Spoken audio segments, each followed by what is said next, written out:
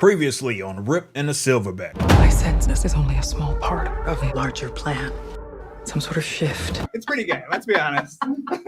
I agree. Going back to the Acolyte, Frank Gore, this is what he said when talking with G&G, actually, I believe on one of the dailies. He says episode 3, though, is going to be where they really lose people. He says, I'm literally considering having a funeral for Star Wars. Literally got everyone to dress up, wear dark glasses, give eulogies, play organ, church music in the background. Because after episode 3 of The Acolyte, it will cause a lot of discussion aside from the fact that the show is cheap looking. For all the money they spent, it looks cheap. The exterior scenes in the forest look shot on soundstage. It looks very, very obvious. He says it lacks male energy. So there's this rumor. Masculinity is illegal in Hollywood. Hence why Dave Filoni's running the show. He says it changes the world. He says it changes things forever.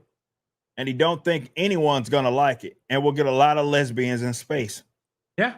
Lesbian witches that conceive children. Yes. So get ready for episode 3. Yes. Wow. So if you do make it to, and you're still alive through episode 3, you have to look forward to a America Chavez situation. Yeah. It's my two mums using the Force to make babies through scissoring, I guess. And for those of you that don't know about America Chavez, not joking, America Chavez comes from a planet full of lesbians. Yeah, which makes no fucking biological sense. Not making that up. A planet of women that can procreate with each other through scissoring. And apparently Star Wars is into that idea as well.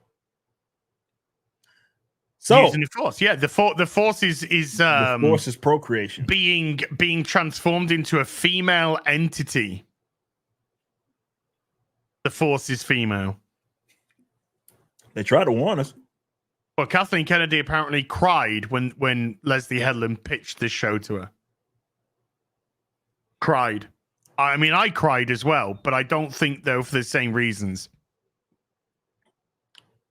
And Frank, here's a tidbit, right? Last year, Frank Gore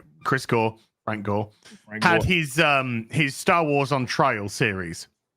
Yes, and he said, "Az, can you come on and do a thing?" And I ended up saying to him, "Chris, I can't because I don't give a fuck." Apathy, bro. I am so sorry. It's I'll come on a show. I'll do something with you. I've got no problem, But I give no. I don't even give a fuck to write, a eulogy of something. I don't care. It just the thought of me trying to put more effort into Star Wars than Disney do. I was just like, I'm so sorry. I just can't do it, mate. I just don't care. I think, and that's the danger, man. When your fan base reaches that attitude, that's more dangerous than just absolute dislike. Because I'd argue, you've heard me mention it before, one of the core tenets of nerd culture is arguing over dumb shit. Yep. But when you can't muster the energy to even do that anymore, with again, longtime fans, like guys that's been there, guys that spent a lot of money over the years. You can apply it to any franchise you want. Star Wars, Marvel, DC, don't care. Star Trek, don't care. Whatever. People that have spent so much money. And if those types of guys, you've lost them, I don't see how you recover. Unless there's a drastic change by total gutting of the company and also rearranging the ownership, like altogether. Like maybe they bounce back. Pipe dream, not gonna happen. Star Wars gets sold off to someone that gives a fuck about it, and everybody that was once working for it has been fired top to bottom. Culturally, that would be like a enough to get people to at least be intrigued by what you're gonna do next. So anything short of that, I don't see a legitimate recovery, or it's gonna be very difficult.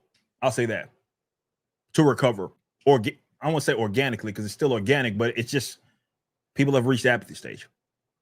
It's dangerous, bro. Apathy's the killer. That's the killer. That is the killer. That's fucking dangerous when people like, I just don't care. I'm actively dumping my Star Wars shit. I'm actively getting rid of it. Yeah, that's anything that isn't kind of original trilogy, it's gone. It's going. Don't care. Don't give a fuck.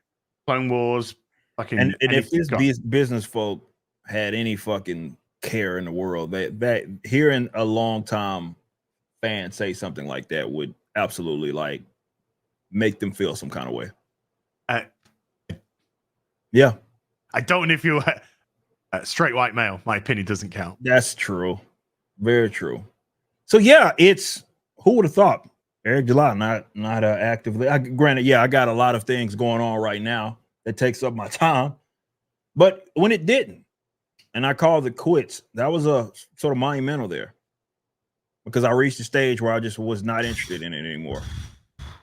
Just didn't care, and I'm okay. It was weird at first, but now I'm like, I'm all right.